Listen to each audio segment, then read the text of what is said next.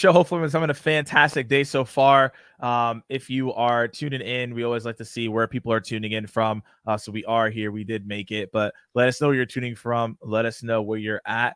We're excited about another cold calling live here. If you've been at this before, let us know in the chat. If it's your first time, let us know as well. And obviously, we'd love to hear you. Albert saying the sound and video are not working. Let us know if you can't hear us. I'm assuming people are putting stuff in the chat, so you can't hear us. So if that's the case, Albert, you may want to refresh on your end. So also as well, if you haven't been here before, what we do here is we get people live to come on and they talk to us about what's going on in their world. We'll do a mock cold call with them. And then also if you have questions and you don't want to come live, that's fine as well. We have a Q&A box right there on the top right. And then text in what you want to do as a question, and you can upvote things that you really like as well, so we can dive into that even further. So that's what we're going to be doing here across the board. I'm really excited to dive into this conversation today. We have Tom here as a special guest coming back for round 2. But before we do go into what we're going to be doing from the videos on people that are going to come in and want to do this cold call, Tom, talk to us. Where are you from? What are you about? And then David will give a quick intro, and then we'll get into it. Yeah. Tom Slocum. I'm tuning in from Phoenix, Arizona. And I'm now a founder of my own company, the SD Lab, where I'm helping companies with their go-to-market, building out that motion, leveling up their sales development folks, creating a cold calling culture, right?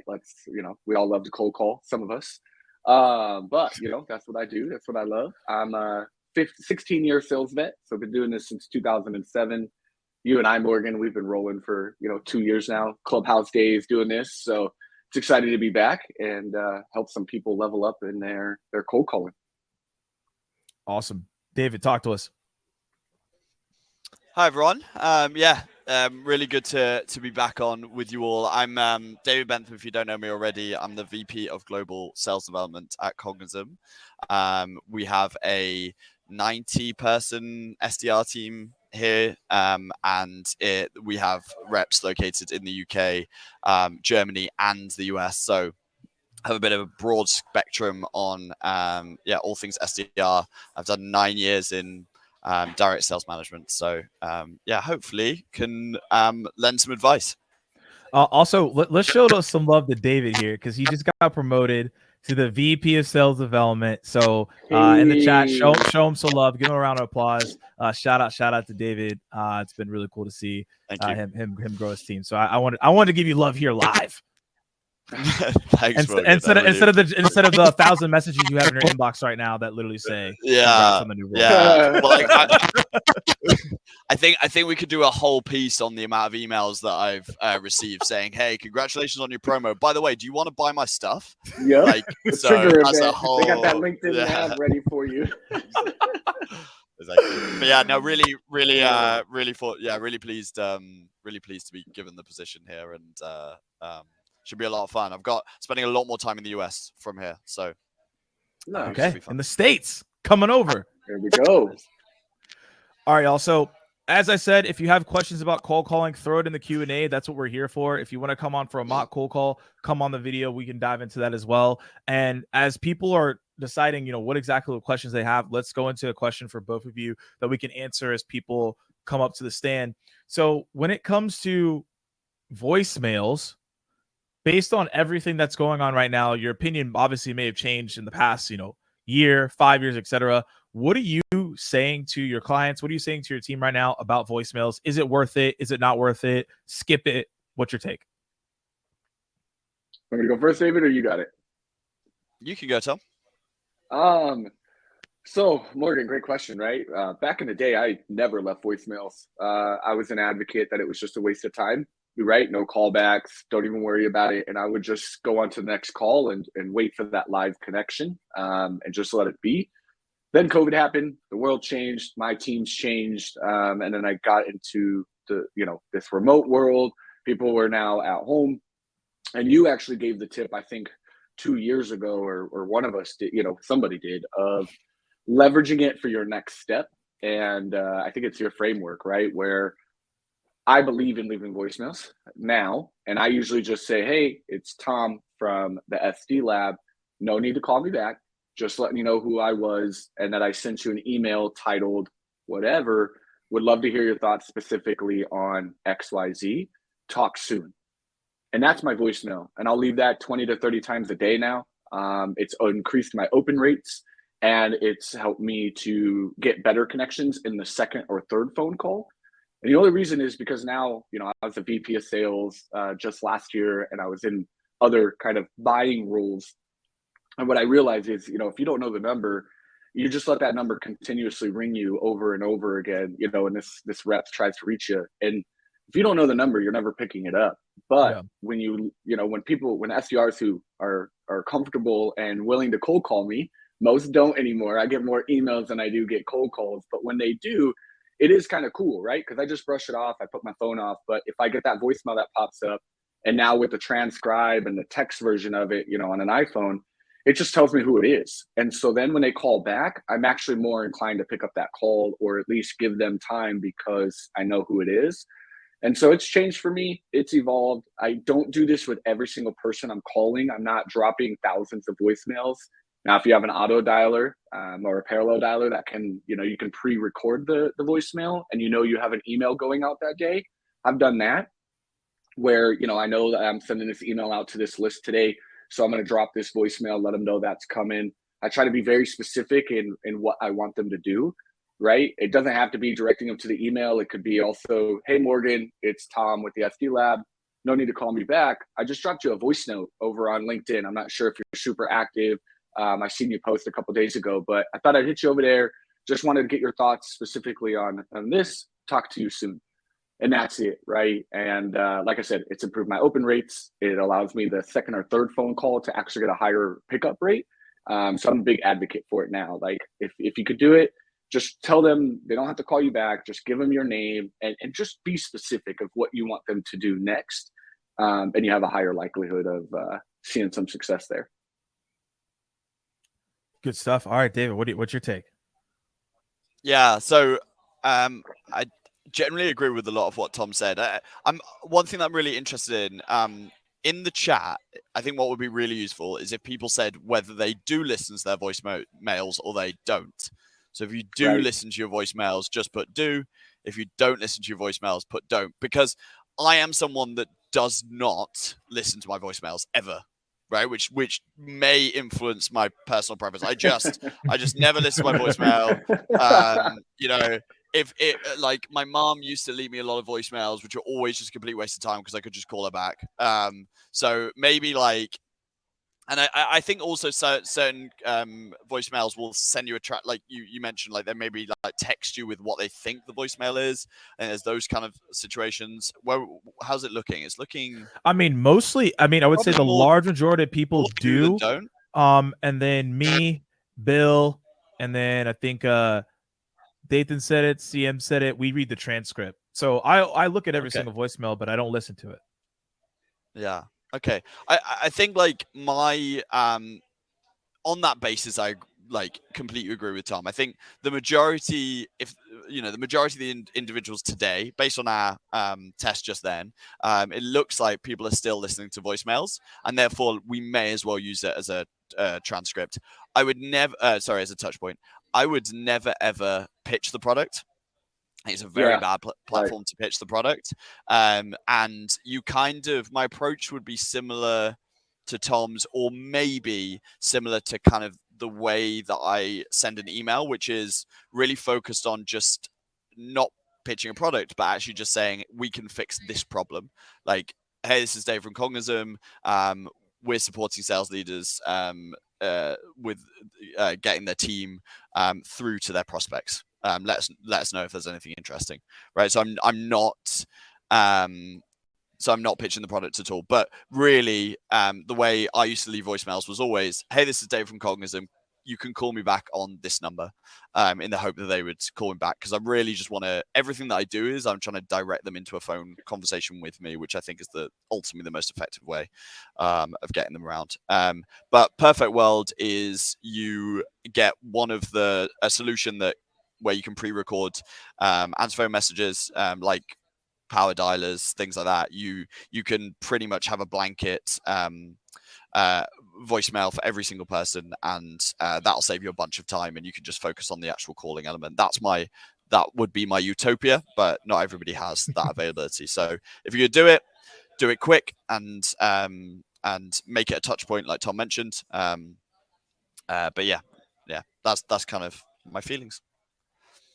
Awesome. So we have someone who's in the queue. But before we bring this person in, I want to highlight what someone has said here. If we can, yeah, there we go. So this is very similar to how I think about it as well. Hey, look, no need to call me back. This is what I'm going to do. This is a very similar framework that I train and coach people on. But this is what we're talking about. I think ultimately in the day, I think we're all saying you want to leave some type of voicemail. It looks like the large majority of people do here listen to them, or they have the transcript. If they don't, it is what it is. It's just another touch point. But I really like this, what you put here, Matthew. So I wanted to give you a shout out. I do something similar there. So much love. All right. So if you got more questions, feel free to continuously put them in the Q&A. We have someone coming up on the video. So what we're going to be doing here is tell us, who do you typically call? Who are how long have you been calling? And then one of us will be the prospect, and then we'll give you a review. Yeah, so I'm mainly calling COOs, CFOs, CTOs, or CCOs of private equity firms. And when you say how long have you been calling for, what do you mean by that again? I'm sorry. So how long have you been making cold calls? Oh, I would say about 3 to 4 years. Okay, cool. And then when you're calling people in these private equity firms, what are you selling them? Outsourced vendor management and procurement. Cool. All right. Do y'all need any more information? No. Yeah. The persona, the CFO. All right. Who wants to be the prospect? Do you guys need any instructions from me for the target persona?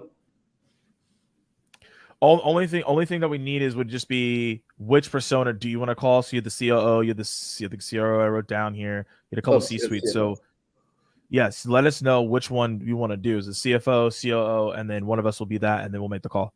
Okay. CFO works perfectly. All right, cool. CFO? I'll be the prospect here. So whenever you want to ring. I've never been a CFO before, so we're not, I won't be the exact CFO here, but I will do my best just to let you know. Yeah. But just go ahead and make your ring, and then we'll go into it. Okay. You sure you don't need any additional information about about what the firm's the issues the firm's going through or anything? Okay. All right. Do you have an exact example? If you have an exact example, yeah, we could just do that. We could just do so if you have information, that's fine. Yeah. So the example is you're the CFO of a mid-market private equity firm. Your third largest category of expenses is growing 20% per year on average, and you're experiencing vast price inconsistencies with your vendors in market data and travel, and you don't know what your spend in market data and travel is compared to your peers. And also another challenge is managing margin erosion. Cool. Awesome. All right. Ready when you guys are. Hello? Morgan, hi. This is Anuj calling from Conservative. How are you today? I'm okay. Great. I know you weren't expecting my call, but can I take 30 seconds to tell you why I'm calling? Yeah, but you only have 30 seconds, and then if it's not relevant, I might hang up here. Okay, perfect. Great. So I'm calling about our vendor management solutions that private equity firms leverage to save 20% on their market data and travel spend. I was calling to see if there's someone we can work with on a savings assessment to show how we can save your firm time and money. I mean, that's always important. Maybe someone that is my finance analyst, controller can maybe handle that. I could just give you an email.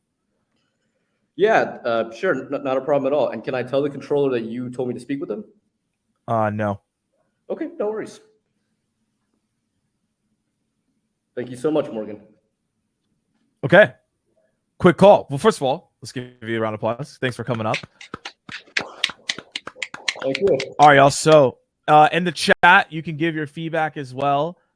Just so you know, I'm not that mean in real life. We just had to be a real prospect. But so in the chat, give your feedback, and then Tom or David, you can go into it, and then I'll wrap mine up at the end. Yeah, awesome. Should I jump in? Yeah. So Yeah. so Anuj, the big question is when who is the best prospect in the finance chain for you to speak to? Like who would do you have an AE, or are you a 360 salesperson? I'm a BDR. So yeah, You're yes. a BDR, and then you pass your meeting. Do you book a meeting for an individual salesperson? Yes.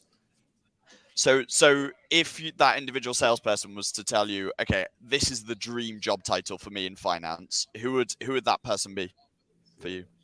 CFO. CFO. Okay, cool. So firstly, I'm a big believer in the "How are you" opening statement. I loved it. I'll say a big believer. I loved it. Right. So Morgan's going to tell you something completely different because he hates it.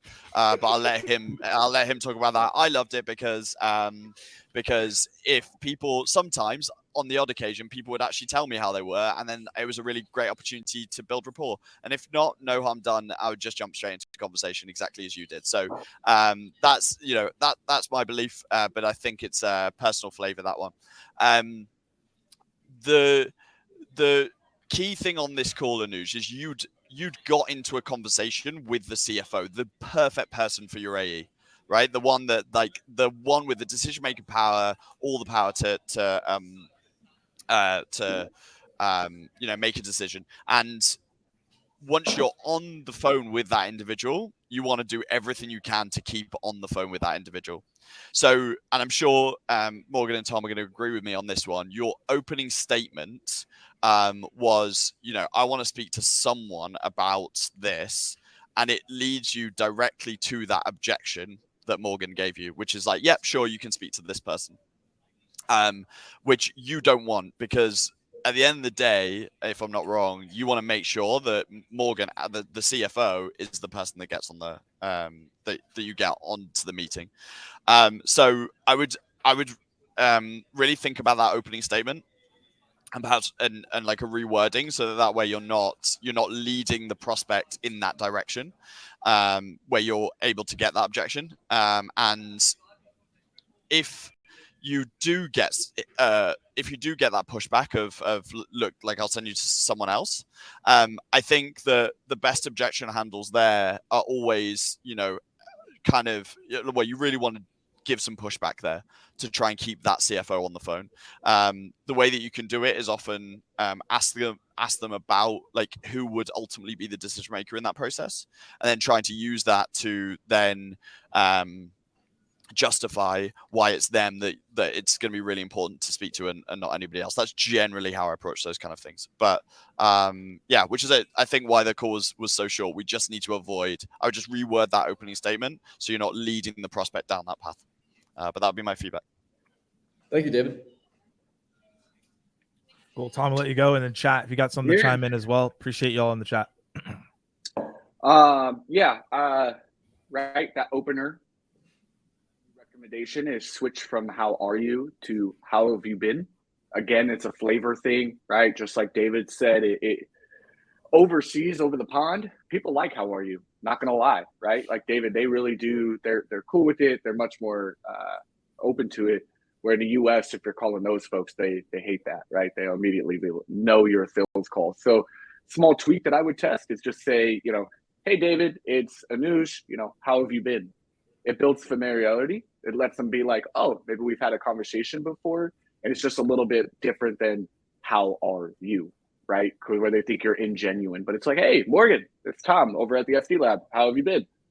And they're like, oh, I'm doing really well. How are you? And now you're just right into your conversation. And it makes it roll off. So one recommendation there. But overall, I think it was a decent call. I think you bailed out a little too early. Right? You asked him, and then you got right off the call. Like David said, this is your ideal target person. They picked up. Enjoy that. Take advantage of that. Chaden put in a question in the chat, right? Why did you suggest your controller? So what I think you need to do, Anuj, is when you're calling people, instead of getting right into the pitch slap or the word vomit of that, seek to understand, maybe have a conversation with them. You can open up and say, hey, Morgan, it's Tom, it's Anuj. How have you been? You know, the reason for my call is I was reaching out as a financial officer. You're obviously looking where your expenses go. You're constantly managing the books. Out of curiosity, what's your biggest challenge in that right now? And then stop and pause, right? Get them talking, maybe dive in. Again, he referred you to somebody. So, hey, why the controller? You know, why would I want to, you know, why do you think they would be the best fit? Usually when I'm making these calls, I find out the CFO is usually my decision maker. So I just want to clarify, right? Or, you know, validate that. So I think you need to just incorporate a few more questions into your flow before getting right into your kind of pitch slap of this is what I'm doing. But I think overall you did fairly well. I thought the opener was fine. You got right to it. He was already not in a good mood. So I could see where you probably read the room too of like, maybe do I push this conversation or do I just kind of like, you know, let it be, pause and come back, because Morgan was just like, no, yes, right? So sometimes you just got to feel the room and maybe if it's worth the time, but you should have read that and kind of said, hey, maybe I can ask him a question to loosen him up, make him feel a little bit more comfortable in chatting with me real quick, or say a kind of like a buzzword that gets his brain to like stop and give you his attention, right? You could use his name again. Morgan, it looks like I'm catching you at a really bad time. You mentioned to go to your controller. Before I, you know, as I'm about to do that, I'm going to write that email. Can you tell me why the controller would be the best person to speak to? And then maybe you buy yourself another 5 minutes into that conversation. But overall, I think it was fairly well. But just ask some questions, dive in a little bit more. And I think the value pitch wasn't that bad either. If I can kind of like, I think how you pitched it wasn't too bad with your value prop. But that would be my feedback there. Thank you, Tom. Yeah, I think Tom and David gave excellent feedback. Everything that I was going to say at the end of the day, I think the biggest thing is someone mentioned it, that when you do get that confirmation, my last piece of advice is just make that you get that email at the end of the day so that you're not going into like spam or getting blocked or things of that nature. So that would be like the only thing I would add there is just making sure, hey, let's make sure we lock down this email so that we're good to go. I love the question that you asked, like, hey, like, can you mention that that we went across the board? And some people will say no.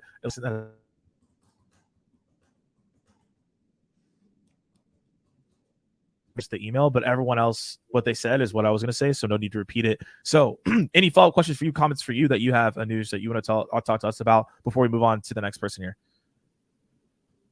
I have nothing on my end. Thank you all for the feedback. You're welcome. Thank you for coming on. My pleasure. All right, cheers, man. All right, so we're gonna have another person come up here in a minute, but before we do that, let's answer some questions. So this one's interesting because I always wonder. This is just an interesting question, right? I've been asked this question a lot. I know y'all have too, and I'm gonna ask like a contextual question on top of this as well, which is, what are the best call openers for connecting with C-level folks on their mobile phones? But ultimately, is there really a difference at the end of the day?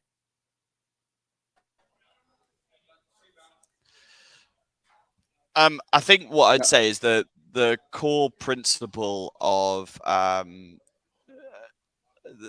the core principle is the same, and the core principle is that whenever I'm opening with anybody, I'm picking, you know, I want to pick a hook statement that involves a pain, challenge, or goal that we can fix, or the value that we can fix that's directly related to them.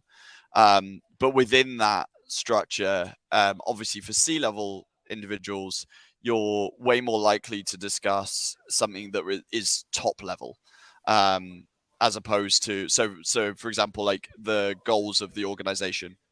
One thing we're having a lot of success with is, and I've forgotten the names of it, so I will have to, I'm hoping that one of you guys will know, but for any public companies, they have to do like a monthly or quarterly updates, and I've forgotten. Oh, the 10K report. The 10K, exactly, the 10K report, right? And that often goes through, and you can just Google those. That often goes through the key challenges that the business as a whole faces, and that's fantastic insight when you're reaching out to a C-level individual, because they will be so closely aligned to those overall company challenges. Yeah, the core principle is the same, but within that, I think for C-level, we really want to focus on the top line company wide issues. More so. That'll be my take. Yeah, I think the core principles are there. People are people. I don't think it really changes too much. The only thing I do notice often with C-suite is, depending on who you connect with, they're not always lighthearted. They're not always like jolly, like you would call like, a lower level individual. They are busy. They are on the go. You've got to have your The only thing I would say is when calling those with those folks, make sure your pitch, your value prop, are very, very crystal clear. You're not fumbling your words. Like with these calls, you just got to be truly on it. The other thing too is like when calling them, you might want to open with a referral. When you're reaching out to C-suite, it's really nice when you can bring up, some context, a specific event or a mutual connection to, drive a little bit of value and respect with them when you pick them up on the phone. And what I've noticed, I'm not a big fan. Don't kill me for this, Morgan. You know how I stand on permission-based openers. But in the C-suite, it does work a little bit differently when you're calling with those folks to just simply say, hey, it's Tom over at the SD lab. Morgan, did you have a quick minute? And I can tell you why I called, right? They do kind of, adapt to it a little bit more. But overall, they're people. People are people. Stick to do what you got to do, but just add small little levers and tweaks to it because they're a little bit different. And sometimes they get really pissed off if you're calling their mobile phone. Morgan, have you had it happen? David, I've gotten yelled at. Like they tend to get really pissed off of like, how'd you get my number? You'll never see a lower kind of person which is the most ridiculous statement in the world, though. Asking someone how did you get my number? Dude, it's 2023. I tell them all the time. I'm like, do you fill out forms on the internet? And they're like, yeah. And I'm like, that's how. Once you do that and you start throwing your cell phone number or you fill out forms online, it kind of becomes free access, man. And they'll be like, whoa. And I'm like, that's you. I didn't do it. You gave me your number. But yeah. See, I never get anybody shouted at me about mobiles because I always ask them how they are. I'm really nice to them at the start of my calls, and so they never shout at me. But there we go. Oh, is that the reason? They can hear my tone, and they're like, you know what? This is a lovely guy. No. So nice. How are you? Y'all know how I feel about this one. Y'all know how I feel about this one.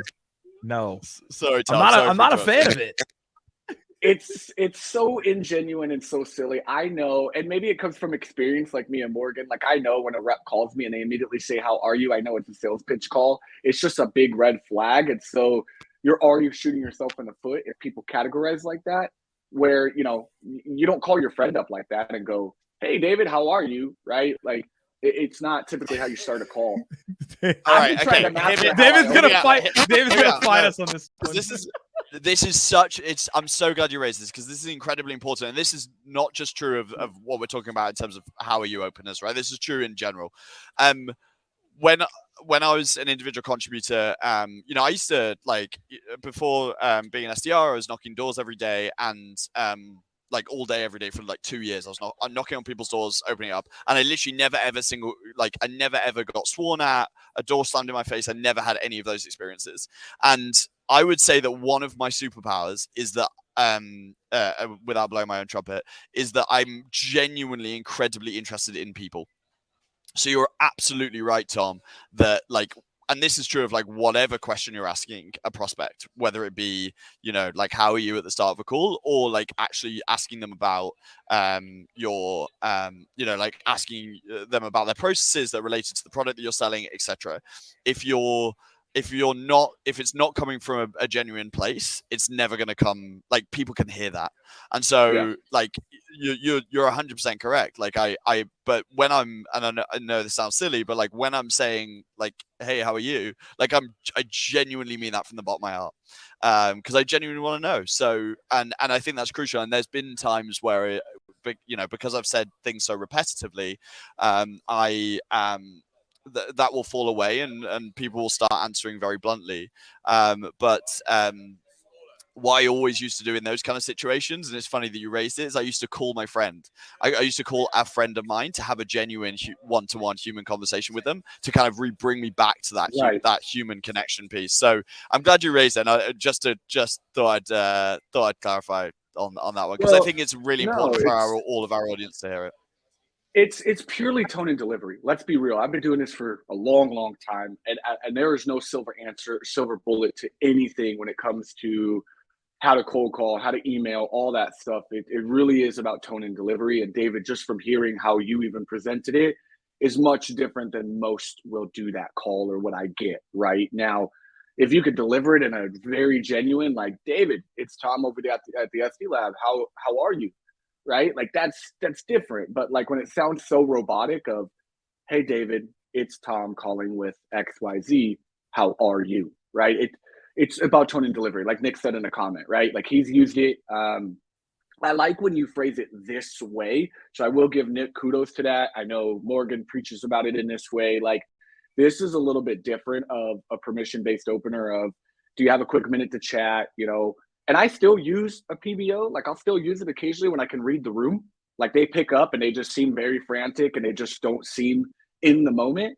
Absolutely. Like, hey, do you have a quick minute? It looks like I kind of caught you at a bad moment. And usually they'll be like, no, I'm fine. But it's about tone and delivery. So I like that you brought that up. I've been trying to master for like the last 5 years how to mimic how you call your friends to how you call sales, like your prospects. It's very hard. You can't call somebody and just be like, what's up, David? And that's how I want to. I wish I could build an opener that just straight up is like, yo, it's Tom with SD Lab. What's up? But you can't do that with certain people, you know? But like, yeah. I try to mimic and replicate that call to a friend as much as possible, but it's very tough, right? Because there's a little formality to it. Yeah. So there's one.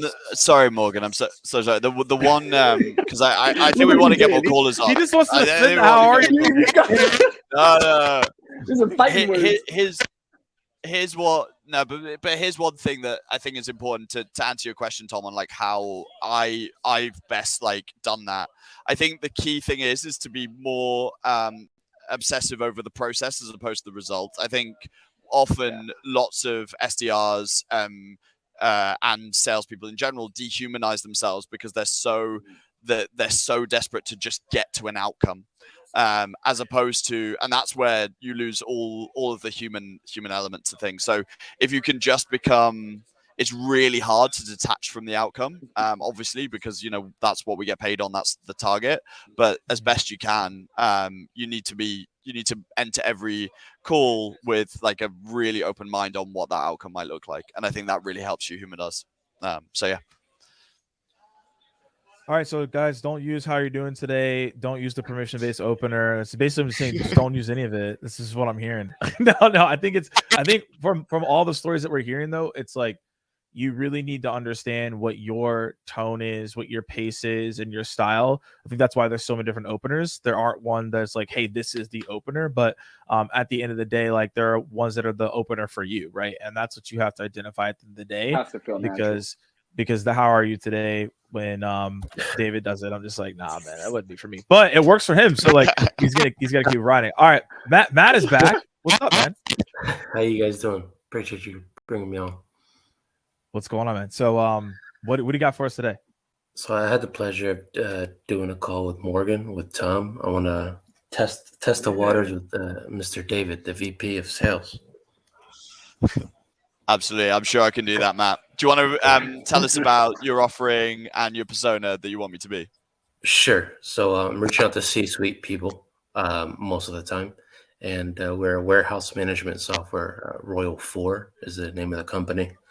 And we work pretty much to help solve challenges in the warehouse, whether that's inventory accuracy and picking and packing times, things of that nature. So you'd usually be the decision maker that I'm reaching out to, and I'm trying to schedule a demo with you to speak to our sales professional, of course. Okay. I don't know any the names of any software, but so I'll probably make one up, and you're gonna have to roll with it. Yeah. Oracle, and that's like the big name out there. Oracle. Okay. I'm sure you heard of them. We'll go with Oracle. Yeah, Cool. for sure. All right. Do you want to give us a ring? We'll go from there. Ring, ring. Hello, Dave speaking. Hey, Dave. Good morning to you, my friend, and happy Wednesday to you, brother. Thank you. Happy Wednesday to you as well. I know it's not as awesome as saying happy Friday, but a couple more days left, I suppose. We're close. We're close. Yes, sir. Dave, this is Matthew from Royal 4. I don't think we had the pleasure of speaking before, but I just hope I didn't catch you at a super terrible time, my friend. I've got a minute. I'm pretty busy, but I've got a minute. Perfect. That's all I asked for. If I go past that, I'll hang up myself. Fair enough? Fair enough. Perfect. So, again, we're a warehouse management software, Dave. You might have heard of us. I had the pleasure of speaking to Morgan. He guided me your way, just trying to see if there's any opportunities where we can have a conversation and illustrate how we might be able to help solve some challenges in the warehouse. Dave, I'm quite sure you guys have a few tools in place now. This isn't a call to kind of have you jump on board with us or make any changes. Just trying to see if there's any opportunity where we can have a conversation and illustrate how we can help you guys out for future reference, if you will. Of course, if that's fair with you Sure. and your schedule, Dave. So Morgan's actually pretty junior in the company, so I'm not Gotcha. gonna just jump on based on stuff that he talked about. As you can probably imagine. Do you want to Of course. but just give me the 30-seconder. Sure. So when I spoke to Morgan, he let me know that you guys had a few challenges in the warehouse, inventory accuracy, and things of that nature. The system you guys have in place right now, there's a few kinks in it. Obviously, it's working well for you guys, of course, but we'd love to hopefully iron out those kinks, see what those are specifically, and you might have a better understanding on the overall aspect. But we'd love an opportunity to hopefully schedule a time to speak to you. I have some time next week, if that's fair with you and your schedule, Dave. I'm just super busy. But go back to what did Morgan say we were at kinks and our challenges? Sure. So the inventory accuracy, he mentioned that you guys are at 90%. We actually are known for hopefully getting our current clients up to 99%, which means saving a lot of money for you, Dave. Okay. Yeah, we've got a pretty sweet system at the moment. Like we store everything in our solution Oracle, and then we just to iron out any inaccuracies, we do a stock check every. We spend the weekend with our warehouse assistants doing a stock check every 3 months, and that seems to get us pretty much the 100% that we need. So it sounds like it's manual labor, huh? Yeah, it does take, there's a weekend that we have to assign to it. Well, that's actually where we can help out, just to kind of automate the things. Instead of on a 3-month basis, it's pretty much nonstop every day, if you will, where the data is kind of collected rather than a 3-month period, more on a daily process, if you will. So, of course, if you feel like the call is not going to be worthy of your time, I do understand, but we'd definitely be on just to share some time with you. It should be a short call, 10, 15 minutes. Hopefully we can have that conversation and go from there, of course, but it's all up to you, Dave. Well, if you want to send me for now, if you want to just send me over an email, just with that, a little bit of information, and then we can kind of it's something that maybe I could pick up in a next month. Sure, I'll be more than happy to. Is your email dave@msn.com? It's dave@msn.com. Yeah. Perfect. Just for my sanity here and to understand you a little bit better, Dave, what should I put in that email? Just how you guys can guarantee any guarantees that you can make on getting to that 100% stock inventory accuracy. Sure. I'm following you. So I'll send over some case studies of some of our clients now that actually kind of anecdote their experiences with our WMS and share their experiences how they got to 99%. Fair enough? Yeah, that sounds fair. That'd be great. I will title the subject line Dave and Matthew Conversation. How's that? Cool. I'll look out for it. Perfect. I appreciate your time, Dave. Would it be overzealous of me, Dave, to shoot over a tentative calendar invite for some time for next week for us to reconnect? Let's say if you absolutely fall in love with what I send you. You can. I can't promise I'll be there, but you definitely can. Sure. I'll follow up with you, let's say Friday afternoon, if you will, just for us to kind of see how you things fall into place. Appreciate your time, Dave. Pleasure speaking to you. Awesome. Thanks, Matthew. Yes, sir. Great job. Decent. Awesome. Should we do a All round right. of applause? All right, we'll appreciate you, Matt, as always. For everybody else in the chat, let us know what you think and give us your feedback as well. We already said someone had great objection handling, which is great there. I'll go first. If I went last time. Again, this is a great job across the board. We always appreciate you coming on. My main thing is I just want to focus on your intro, because you mentioned that you talked to me and you knew about the inventory. I just would have said that in the beginning, and you could have mitigated all the stuff that you're going back and forth with David on. I think, and I'm not going to speak for David, but this is what I was assuming, that he was losing interest as the call was going on in the beginning. It's okay, dude, what do you want? What's going on? But once you mentioned the inventory, you got into the case studies, you did a great job of objection handling, and then you got the close there. So all my main feedback is just bring that information up. Hey, I recently just talked to Morgan. Here's what he said. I feel a little shaded because I'm junior now. Apparently now I'm an apprentice, according to David. But at the end of the day, that's what I would have done. I just would have been hey, I talked to Morgan. Here's what he talked about, and I want to help you with this, right? Just like you did later in the call. That's my main feedback. I think everything else was great. So, Tom, I don't know what your perspective is too. Appreciate that. I think the only reason why I did that, I thought of it on the spot. But if it actually happened live and to where I spoke to someone, I would have brought it up much earlier. But you're 100% right. Cool. Great feedback, Tom, through the mute. It's 2023, man. Gotta quit with that stuff. It was a really great call, Matthew. Your tone and delivery, your tone was smooth. Like Curtis said, right? If your career in SDR doesn't work out, you could be in a De Niro gangster movie. You sound like you have a mad set of skills and you know what to do. But I think you did good. The thing what Morgan said is, bring in some specifics if you do bring in that referral, right? Like you said, you made that up on the spot, but talk to them, right? I was talking with Morgan. He said specifically, right, inventory is an issue, right? We're trying to go here, whatever it may be. Bring in some specifics. I liked your unsure tone also. I don't think if anybody picked up on it, but a lot of your conversation was you were leading, but you were also unsure of everything, right? Does that sound fair? What do you think, David? Does that sound like that's something but yet elegantly still led him down the call? So when you can master that little blend of that unsureness, but also you already know where it's going to go, but you want them to feel like they're a little bit in power, it's a good way to approach it, right? Is that okay, David? Right? Do you think that's up the right alley? And he's like, yeah. I loved how you closed. The closing was good. Get that tentative meeting. People skip that. What I would do is when you say, hey, I'll send you an email, what would you like to see in that? What you could do is, what I try to do is, hey, David, most folks that I speak to, tend to be focused on three things right now. This one, and this one. I could send that email over to you. Obviously, don't want to boggle down your inbox. Which of those would, hit for you more so than the other, right? And then you could be he'd be like, oh, I want to learn about your inventory. I did like how you mentioned you could go from 90 to 99.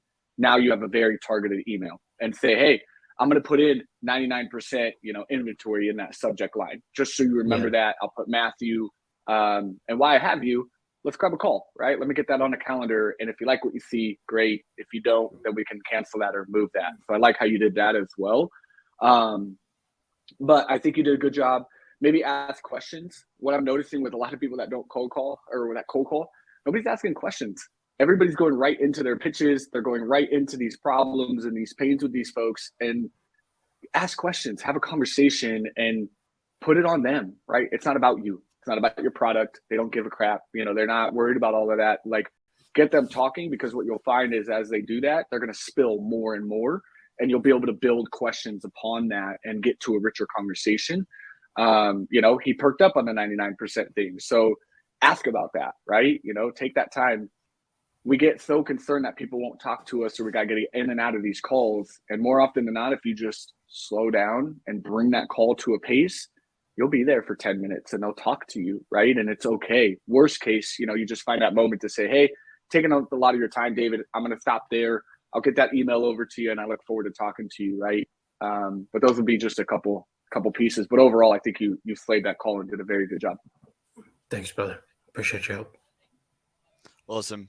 Yeah, Matthew, I agree with everything that the guys have said. I'm just going to pick up on one thing in particular. So you did a really, really great job of getting a pain related to your software out of me, right? I said that, we're getting 90% at the moment, and which we actually got from Morgan before. And I'm saying that the solution that we have for that problem is we get everybody to work over the weekend. And you did that first step, which was, so is that all manual? But I think that you could have really doubled down on that pain and quantified it and blown it up in my mind. I like really simple questions like, okay, so how do the staff members feel about working? I actually used to work in a warehouse. So that is a very, very literally what we used to have to do is we used to have to go, all of the staff were required to take that whole weekend every 3 months. We got paid, but we had to go and pick every single piece of stock. So very literally from a man manager standpoint, it was a nightmare because as you can imagine, people did not want to do that. So I think I think at that point, and this relates to Tom's message on a slow down, I think if you'd really doubled down on the pain, kept asking questions around that pain, ideally, and this is a message to everyone on all salespeople, is like when you find a pain, it's really important to quantify it as best you can, because later down the sales cycle, if you are a 360 rep, but even for your AE, if you're passing it on, it's going to really aid them in terms of working out the value that the business is losing as a result of that issue, and therefore like it can help those buying cycles and procurement processes further down the line, or negotiation further down the line.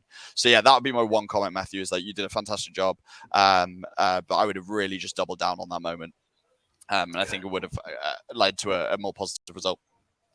Cool. Sounds awesome. Awesome. Thanks, fellas. Awesome. Great job.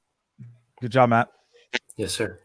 All right, also we have about like 10 minutes left, and there's some people who have some questions. So I'm gonna bring this question up here. This is the one that everybody want to know about. How do you handle an "I'm not interested" as soon as you say where you're calling from?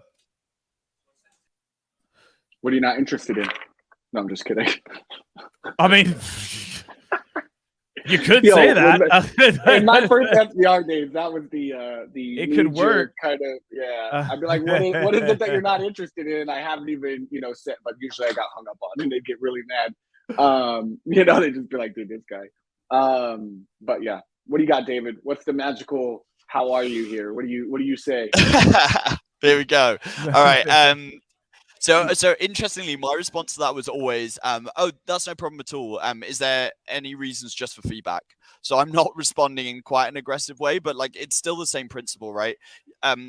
What I train my team is that if you're getting "I'm not interested" a lot at the start of calls, it's probably before you've even pitched the product. It's an emotional reaction to the fact that you're a salesperson and you've cold called them, and so really what you need to do first and foremost, what you should be thinking about is whether there's things that at the start of the call that are inducing, like that are creating that emotional reaction in your prospects.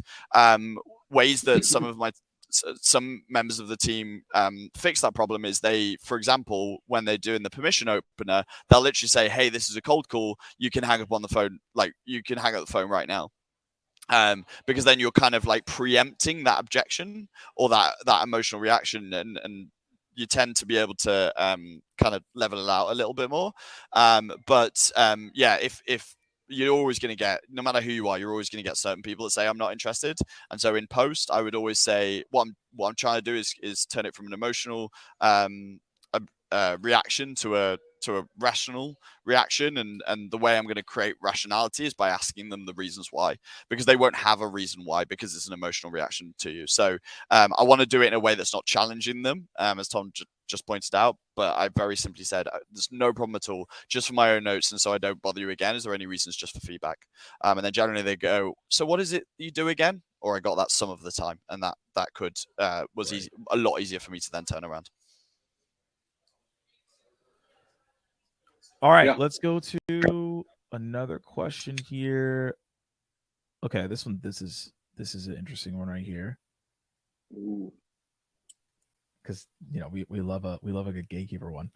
But how about when the person that answers is a receptionist and never the person that would make the decision to purchase? So I really see this question as, all right, what do I do if I keep calling the company and it's the same receptionist every single time and I can't get through? I always tell you got to be friends, right? They will eventually, but you got to understand that that's their sole job, right? Well, not their sole job, but it is one of their jobs, right? To safeguard the time, right? Imagine if Morgan had a receptionist, right? And he screened all of his calls. It's their responsibility to make sure the stuff that is getting to Morgan is appropriate. But at the same time, they also got to be concerned with blocking the wrong stuff. I have gotten a company in trouble. I called the gatekeeper. They told me no. I started pursuing them, finally got to the DM in email and told them about this inventory adjustment they could make. And unfortunately got the girl fired. Straight real story, got her fired because she guarded me. She blocked me too long. And he was like, no, that's unacceptable. Like, this is something I could have really used like a week ago. And next thing you know, I called a few weeks later and she was no longer there. Right. So it's not a fun time. But, when you're, talking to these people and it's all you get, try to gather information, seek assistance with them, and thank them, right? Like, they're getting calls all day long, but try to gather as much information from them. Try to verify stuff. I use receptionists to verify things. And then I try to ask them, and if you treat them like the decision maker or the buyer, you'll get a long way. So what I'll do is, hey, Morgan, we've been talking now for a couple of weeks now. Obviously, I call you, you send me over to the voicemail. I'm just really curious with, you're close to David. What are some priorities? What are the calls that you are pushing across the finish line for him, right? I know that you got to send some calls his way. What is it that gets those calls, progressed, or what are some agenda items for him that are a major priority? The reason I'm calling is because most VPs of sales are trying to tackle this in this quarter. And so I would love to get a chance to talk with David about this. But again, I know I'm not able to get through to that. Is there a better approach here that I could do? Or is there, is this on his radar? Right. And then that way they'll verify with you or walk you through it. But again, stop writing these people off. It's only hindering you if you keep just disregarding them and keep calling them and keep talking to them. They're just gonna, say, this guy, he calls me every couple of days, and as soon as I tell him John's not available, he just hangs up on me. Why would I ever want to work, to help that person get over to John? Like, they just every time I say, oh, it's no, John's busy today, they're like, okay, bye, click. Like, screw you, I'll never help you, right? But if you stop and acknowledge that and say, hey, totally get that. Maybe pull David's line. Morgan, how are you? How are you today? How are things? Right? And they might be like, oh, wow, somebody actually acknowledged me. I'm telling you, when you acknowledge a gatekeeper and truly acknowledge and seek to understand what they're doing, you'll remove that roadblock. And you know what? That one day they're going to be like, Tom, I got you. I'm going to connect you over to Michael. Give me just a second. I'm going to see if he's around.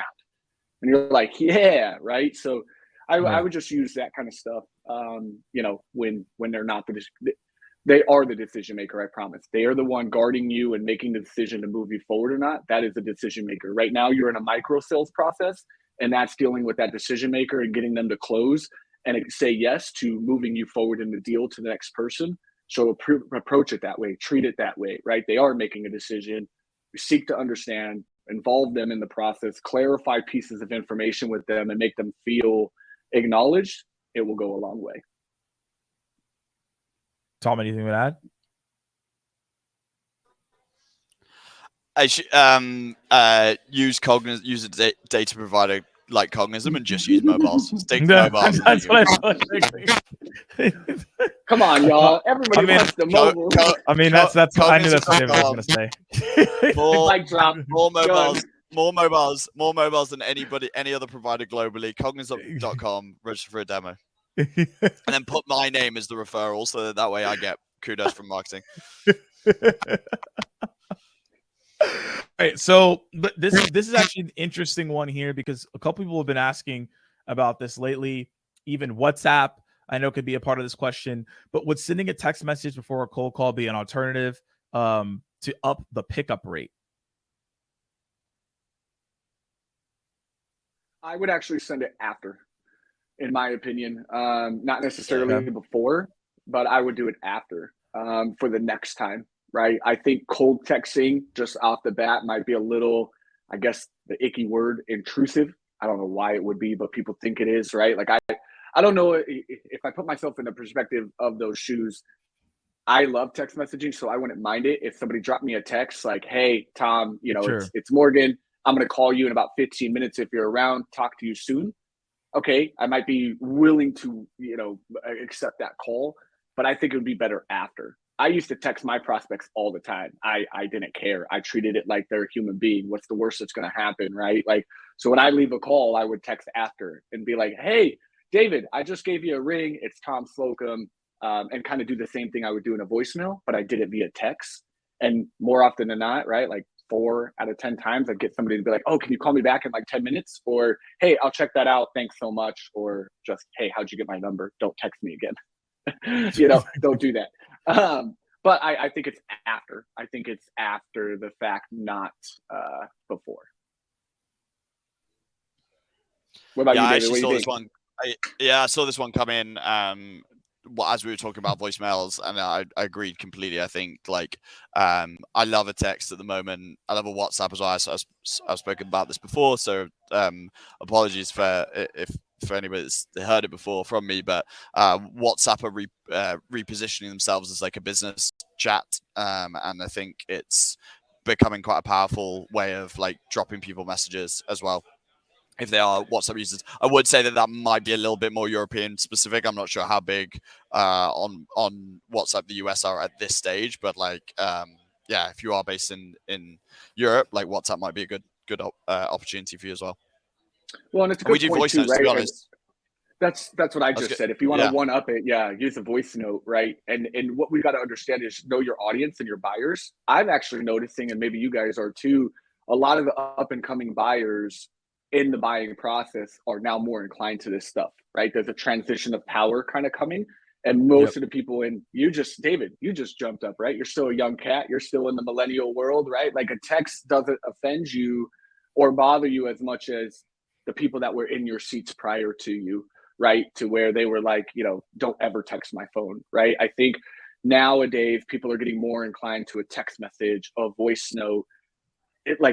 Try to make this easy. Take the burden off your prospect. That's all it is. It's just take it off of them, make it easy. But a voice note is game changer. You drop a voice note after you make a phone call. Just if they've got an iPhone and that thing pops up blue, man, drop that voice note, and it'll make a world of difference.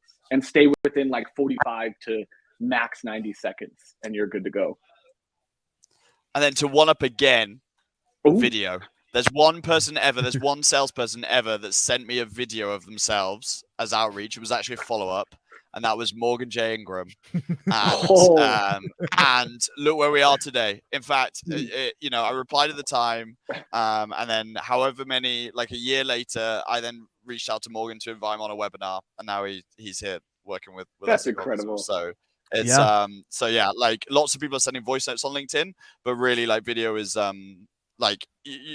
basically the only reason people are worried about video is because they maybe want to do their makeup or something. I'm not sure, right? But that's going to make it so much more personal, and it really did. And if anybody, if Morgan's okay with this, I think I've shared it before, but if Morgan's okay with this, I can share that exact video with people that Morgan sent to follow up on an initial sales call that we'd had. And here's the thing about it as well, is like video is just really good to convey points that just really are not gonna like really go well for the written word, at least my take. And also as well, it's just really good to be like, hey, like here's like where we're at with this, here's what's going on. You could hop on a call with him, but that video saves you time. So I use video in every single sales cycle that I'm in at this point. I don't see why you don't use it. I mean, screen shares, hey, here's what's going on, recap, like those things are important. So if you're not using video, I highly recommend it. Yeah. Caleb, the only person though ever. It's kind of wild. Ever. Well, I've had like Vidyard. You know when Vidyard became like a bit of a hype, and like people would say like that it'd be them waving with like a sign, right, saying like "Hello, Dave," and like I don't know, like I think those. I think that was like a quick hype. No offense to Vidyard. I think there's still a lot of value in Vidyard. We're still Vidyard users ourselves, but like I think that especially for follow-up purposes. But what really surprises me is, number one, I would say of all the messages I get on LinkedIn, cold outreach, I would say 1 in 500 are voice notes. And then, I would say that if you're sending those voice notes on LinkedIn, which I always recommend, we Cognism do, like my team are doing all the time. I'd say that the next step, which I'm trying to get them to do, but it's difficult because because people worry more about their visuals, is to just do it, but in video form. That's one. It's more personal. It removes that this is just another salesperson thing, because they're seeing an actual human being. So only received one ever, and it's from Morgan. And but I hope if you want to get hold of me, now I'm above the line. That's the way to do it. I'm sending this dude a video all day. That's what you gotta do. That's what you gotta do. Videos are huge, man. Just wait till they start doing video comments. I know Morgan's pushing for that, where you could do a video in the comments of LinkedIn with some of the guys. We're trying. It'll be cool. We're trying to see what we can do. But appreciate y'all coming out. Hopefully y'all find this insightful and helpful. Where could they find you, Tom? Where could they find you, David, if they want to connect with you moving forward? Twitter and LinkedIn. LinkedIn is obviously number one for me. Twitter is really fun, but those are going to be 2 spots. If you shoot me a DM there, I'll be happy to follow up. Preferably a voice note. I do like the voice notes, not so much the video. But if you drop me a voice memo and we could just go back and forth, it's my favorite strategy. So feel free to get me there. Awesome. Cool. Yeah, and for me, it's LinkedIn. You could find me on Twitter, but I'm a private account because all I do is talk about my football team, Wolverhampton Wanderers, which is not very interesting. So stick to LinkedIn with me for anything we're related. Yeah, you can follow me on LinkedIn. I have 30,000 connections, so I can't accept anyone moving forward. So if you don't get accepted, that's the reason why. But it is what it is. Trying to fix that. But again, hopefully you all find this helpful and insightful, and we'll see you all on the next one. Have a great rest of your day. Cheers, everybody.